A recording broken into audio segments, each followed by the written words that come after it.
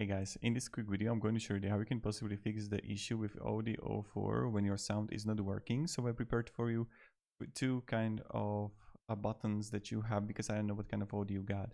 So the first one, if you have it on the left, what you want to do, you want to press the setup, then this knob, and then also this right button next to the knob together, and hold it for about like second. Press and hold and release when you're gonna have your car turned on.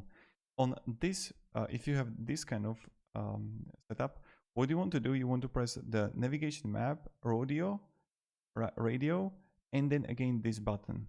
So either you're gonna have the setup knob and top right button, or either you're gonna have this button on the left, this button on the right, and the middle button, and press and hold them again for like second and then release. You got it. And now it's going to reset and the sound should work. So let me know down below in the comments if it actually worked for you. Have a great day and goodbye.